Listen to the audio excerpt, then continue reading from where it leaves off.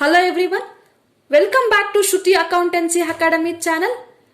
ಓದ್ ವಿಡಿಯೋದಲ್ಲಿ profit and loss account format with simple example ನ ತೋರಿಸಿದ್ದೀನಿ. ಸೊ ಇನ್ನು ಯಾರ್ಯಾರು ಆ ವಿಡಿಯೋನ ನೋಡಿಲ್ಲ, ಆ ವಿಡಿಯೋ ಲಿಂಕ್ ಡಿಸ್ಕ್ರಿಪ್ಷನ್ ಬಾಕ್ಸ್ ಅಲ್ಲಿ ಹಾಕಿರ್ತೀನಿ, ಅದನ್ನ ರೆಫರ್ ಮಾಡಿ. ಆಮೇಲೆ ಈ ವಿಡಿಯೋನ ನೋಡೋದ್ರಿಂದ ಬ್ಯಾಲೆನ್ಸ್ ಶೀಟ್ ಯಾವ ರೀತಿ ಪ್ರಿಪೇರ್ ಮಾಡೋದು ಅಂತ ಒಂದು ಐಡಿಯಾ ಬರುತ್ತೆ. ಸೊ ಈ ವಿಡಿಯೋನ ಸ್ಟಾರ್ಟ್ ಮಾಡೋಕ್ಕಿಂತ ಮುಂಚೆ ಯಾರ್ಯಾರು ಈ ವಿಡಿಯೋನ ಸಬ್ಸ್ಕ್ರೈಬ್ ಮಾಡಿಲ್ಲ, ನನ್ನ ಮೋಟಿವೇಶನ್ಗೆ ಯಾರ್ಯಾರು ಸಬ್ಸ್ಕ್ರೈಬ್ ಮಾಡಿಲ್ಲ ಸಬ್ಸ್ಕ್ರೈಬ್ ಮಾಡಿ, ಶೇರ್ ಮಾಡಿ, ಹಾಗೆ ಕಮೆಂಟ್ ಮಾಡಿ. ಬನ್ನಿ ಇವತ್ತಿನ ಕ್ಲಾಸ್ನ ಶುರು ಮಾಡೋಣ. ಬ್ಯಾಲೆನ್ಸ್ ಶೀಟ್ ಯಾವಾಗ ಪ್ರಿಪೇರ್ ಮಾಡ್ತೀವಿ? At the financial year ending. ಯಾವಾಗ ಫಿನಾನ್ಷಿಯಲ್ ಇಯರ್ ಎಂಡ್ ಆಗೋದು? That is 31st March. So balance sheet is the final stage to prepare the financial statement. First stage, that is trading account, is a first stage to know the gross profit or gross loss. Second stage, profit and loss account, to know the net profit or net loss. Balance sheet is the final stage to know the financial position of the business. So balance sheet ಎಷ್ಟರಲ್ಲೇ ಹೇಳಿದಾಗೆ the liability balance should be equates with the asset balance. ಎರಡೂ side ಕೂಡ balance ಆಗಿರಬೇಕು. Okay, so ಏನೇನೆಲ್ಲ asset side ಅಲ್ಲಿ ನೋಡ್ತೀವಿ, ಏನೇನೆಲ್ಲ liability side. So liability side is always left hand side in the balance sheet, versus asset side is always right hand side in the balance sheet.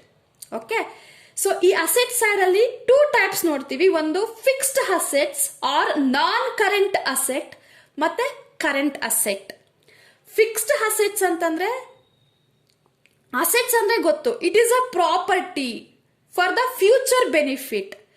So more than a year ಅಲ್ಲಿ ನಮ್ಮ ಆ ಒಂದು particular ಪ್ರಾಪರ್ಟಿಯಿಂದ more than year benefit ನ receive ಮಾಡೋದಕ್ಕೆ ನಾವು fixed asset ಅಂತ ಕರಿತೀವಿ. That assets gives a return more than a year called fixed assets. So current assets ಅಂತಂದ್ರೆ that assets gives a return which is less than a year called current asset.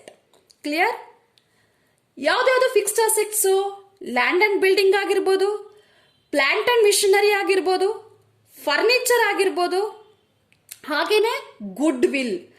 Good will ಮತ್ತೆ patent is the intangible asset ಅಂತ ಕರಿತೀವಿ. Goodwill is the reputation of the business. ಹೌದಾ? Patent is gives a rights to sell to the inventor.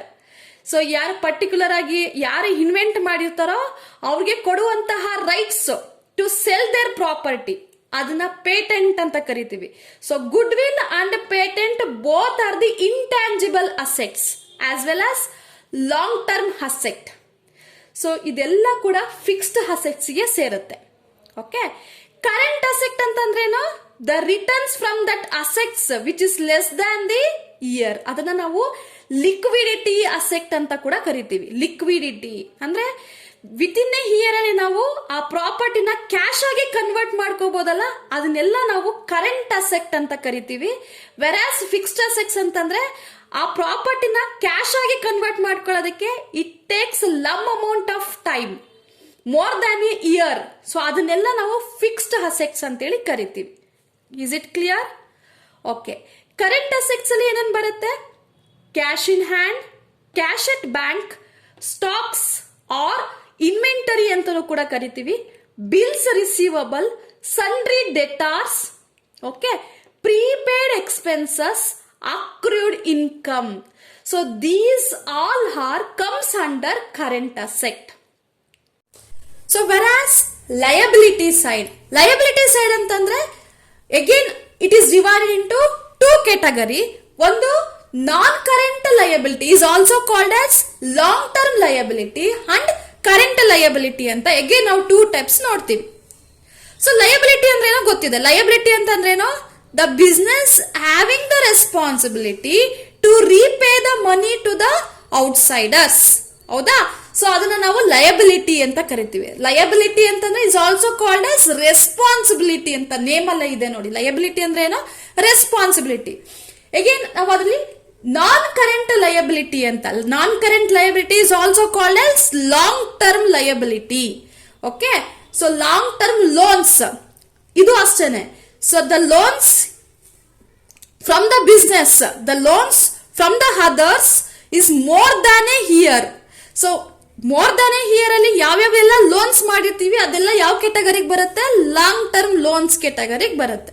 Virus debentures is also an long term loans. So ಹಾಗೇನೆ capital ಅಲ್ಲಿ capital plus net profit, ನಾವೇನು profit and loss account ಅಲ್ಲಿ net profit ನ find out ಮಾಡಿರ್ತೀವಲ್ಲ ಅದು capital account. Capital ನ increase ಮಾಡುತ್ತೆ. Net profit is increasing the capital. ಹಾಗೇನೆ ಇಂಟ್ರೆಸ್ಟ್ ಆನ್ ಕ್ಯಾಪಿಟಲ್, ಆ ಕ್ಯಾಪಿಟಲ್ಗೆ ಇಂಟ್ರೆಸ್ಟ್ ಕೂಡ it increases the capital. Okay, interest on drawing is reducing the capital, owners capital. ಹಾಗೇನೆ ಅದಕ್ಕೆ ನಾವು ಅದನ್ನ ಡಿಡಕ್ಟ್ ಮಾಡ್ತೀವಿ. So net loss is also decreases the capital. ಹಾಗಾಗಿ ನಾವು ನೆಟ್ ಲಾಸ್ ನ ಡಿಡಕ್ಟ್ ಮಾಡ್ತೀವಿ. ಫೈನಲ್ ಕಾಲಮ್ ಅಲ್ಲಿ ಕ್ಯಾಪಿಟಲ್ ಟೋಟಲ್ ನೆಟ್ ಕ್ಯಾಪಿಟಲ್ ಅಂತೇಳಿ ತೋರಿಸ್ತೀವಿ.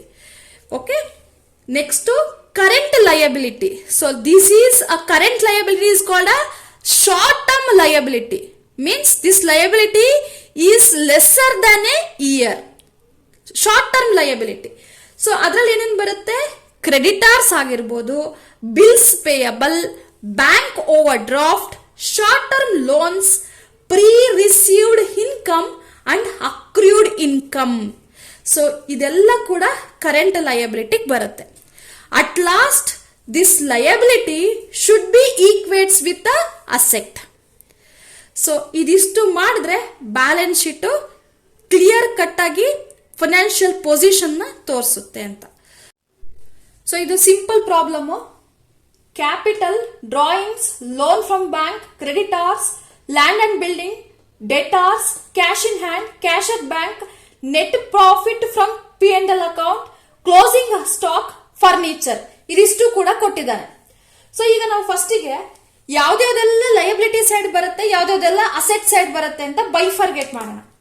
Liability side capital liability, drawing liability, loan from bank liability, creditors liability, land and building asset, debtors asset, cash in hand asset, cash at bank asset side, net profit from P&L account liability, closing stock it is asset, furniture it is a asset.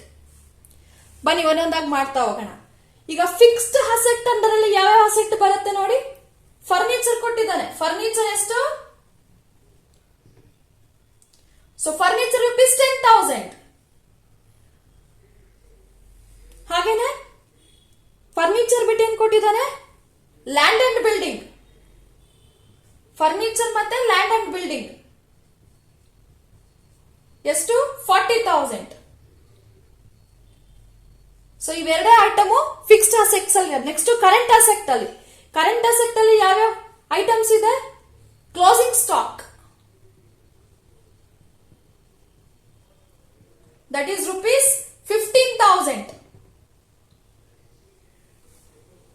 Next closing stock cash in hand 2,000. Cash at bank 5,000. ಡೆಟಾರ್ಸ್ 8,000. ಇನ್ನೇನು item ಬರುತ್ತೆ? So current assets ಅಲ್ಲಿ ಇದಿಷ್ಟು. Next liability side, long term liability. ನನಗೆ short form ಅಲ್ಲಿ ಬರೀತಿದ್ದೀನಿ. LTL ಅಂದ್ರೆ long term liability, FA ಅಂದ್ರೆ fixed assets, C ಅಂದ್ರೆ current asset, capital current liability. ನೀವು ಎಕ್ಸಾಮ್ ಪಾಯಿಂಟ್ ಆಫ್ ವ್ಯೂ ನಲ್ಲಿ ಕಂಪ್ಲೀಟ್ ಆಗಿ ಬರೀಬೇಕು, ಈ ತರ ಶಾರ್ಟ್ ಫಾರ್ಮ್ ಅಲ್ಲಿ ಬರೀಕೂಡ್ದು. ಓಕೆ, ಲಾಂಗ್ ಟರ್ಮ್ ಲಯಬಿಲಿಟಿ ಯಾವ್ದಾವ್ದಿದೆ? ಸೊ ಇದರಲ್ಲಿ ಲಾಂಗ್ ಟರ್ಮ್ ಲಯಬಿಲಿಟಿ ಡಿಬೆಂಚರ್ಸ್ ಅಂತ ಯಾರು ಕೊಟ್ಟಿದ್ದಾನಾ? ಇಲ್ಲ. ಲಾಂಗ್ ಟರ್ಮ್ ಲೋನ್ ಅಂತ ಯಾರು ಕೊಟ್ಟಿದ್ದಾನಾ? ಇಲ್ಲ. ಲೋನ್ ಫ್ರಮ್ ಬ್ಯಾಂಕ್ ಇದು ಶಾರ್ಟ್ ಟರ್ಮ್ ಲೋನ್. ಸೊ ಹಾಗಾಗಿ ಲಾಂಗ್ ಟರ್ಮ್ ಲೋನ್ಗೆ ಇದು ಬರಲ್ಲ. So long term loan is nil. Capital, capital ಎಷ್ಟು? 50,000. ಕ್ಯಾಪಿಟಲ್ 50,000. ಇದಕ್ಕೆ ಏನ್ ಮಾಡ್ತೀವಿ, ನೆಟ್ ಪ್ರಾಫಿಟ್ ನ ಆಡ್ ಮಾಡ್ತೀವಿ. ನೆಟ್ ಪ್ರಾಫಿಟ್ ಕೊಟ್ಟಿದಾನ, so net profit from P&L account ಎಷ್ಟು 5000. ಸೊ 55,000. ಇದರಲ್ಲಿ ಯಾವುದೇ ತರ ಇಂಟ್ರೆಸ್ಟ್ ಆನ್ ಕ್ಯಾಪಿಟಲ್ ಅಥವಾ ಇಂಟ್ರೆಸ್ಟ್ ಆನ್ ಡ್ರಾಯಿಂಗ್ ಕೊಟ್ಟಿಲ್ಲ, ಆದ್ರೆ ಇಲ್ಲಿ ಡ್ರಾಯಿಂಗ್ಸ್ ಕೊಟ್ಟಿದ್ದಾನೆ ಎಷ್ಟು 5000. ಅದನ್ನ ಏನ್ ಮಾಡ್ತೀವಿ, ಡಿಡಕ್ಟ್ ಮಾಡ್ತೀವಿ. ಡ್ರಾಯಿಂಗ್ಸ್ ಎಷ್ಟು 5000. ಸೊ 55,000 ಇಂದ 5,000 ನ ಡಿಡಕ್ಟ್ ಮಾಡಿದಾಗ ಎಷ್ಟು ಬರುತ್ತೆ, it is 50,000. Next current liability. Current liability ನಲ್ಲಿ ಏನೇನ್ ಬರುತ್ತೆ, loan from bank,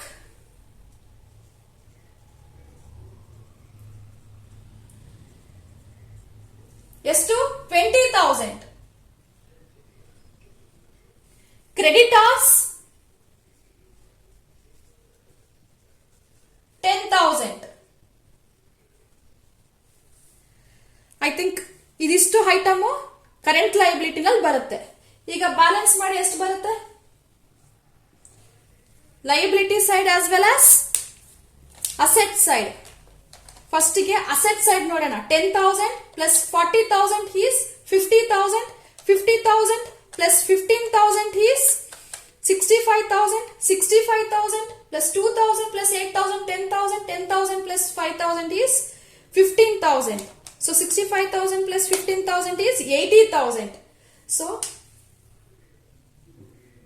asset side ಎಷ್ಟು 80,000. Liability side 50,000 plus 20,000 is 70,000. 70,000 plus 10,000 is 80,000. So this is how you should prepare the balance sheet. So ಇದರಲ್ಲಿ ಏನಾದ್ರು ಡೌಟ್ಸ್ ಇತ್ತು ಅಂದ್ರೆ ಕಮೆಂಟ್ ಬಾಕ್ಸ್ ಅಲ್ಲಿ ಯಾವ ಡೌಟ್ಸ್ ಇದೆ ಅನ್ನೋದನ್ನ ಕಮೆಂಟ್ ಬಾಕ್ಸ್ ಅಲ್ಲಿ ಹಾಕಿರಿ, ಕ್ಲಾರಿಫೈ ಮಾಡ್ಕೊಡ್ತೀನಿ. ಐ ಥಿಂಕ್ ಇವತ್ತಿನ ಕ್ಲಾಸ್ ನಿಮ್ಗೆ ಅರ್ಥ ಆಗಿದೆ ಅಂತ ಅನ್ಕೊಂಡಿದೀನಿ. ಅರ್ಥ ಆಗಿದ್ರೆ ಬ್ಯಾಲೆನ್ಸ್ ಶೀಟ್ ಡನ್ ಅಂತೇಳಿ ಕಮೆಂಟ್ ಬಾಕ್ಸ್ ಅಲ್ಲಿ ಹಾಕಿ.